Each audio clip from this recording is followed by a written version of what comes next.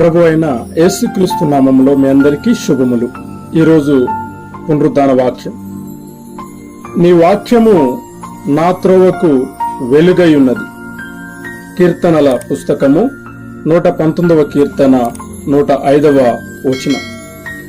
ప్రియ సహోదరి సహోదరుడా, దేవుని లేఖనాలు స్పష్టంగా సెలవిస్తున్న రీతిగా దేవుని యొక్క వాక్యము అది మన త్రోవకు వెలుగై ఉండును అని.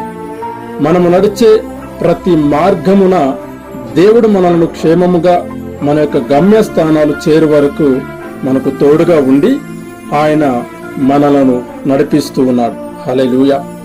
ఇక్కడ మనం చూసినట్లయితే దేవుని యొక్క వాక్యము స్పష్టంగా తెలియపరుస్తూ ఉంది. అదేమిటయ్యా? దేవుని యొక్క వాక్యం, ఆ వాక్యము మన త్రోవకు వెలుగై ఉండును. ఇంకా మనం లేఖనాలలో చూసినట్లయితే నీ వాక్యము వెల్లడి అగుట తోడానే వెలుగు కలుగును అని. ప్రియమైన వారలారా, మనలను సరిచేసేది వాక్యం, మన నడకలను మార్చేది వాక్యం, మన జీవితాలను మార్చేది వాక్యం. మనము ఎటువంటి మార్గములలో ఉన్నామో తెలియజేసేది కూడా వాక్యం. ఒకవేళ మనము తప్పుడు మార్గంలో, తప్పుడు ఆలోచనలో మనం ఉంటే దేవుని యొక్క వాక్యము మనలను హెచ్చరిస్తుంది. నీ యొక్క నడకను, ప్రవర్తనను మార్చుకోమని చెప్తోంది. హల్లెలూయా, హల్లెలూయా.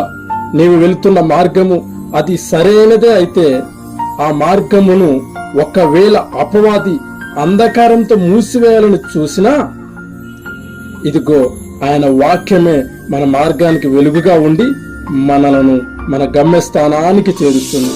అంత గొప్ప శక్తి గలది దేవుని యొక్క వాక్యం.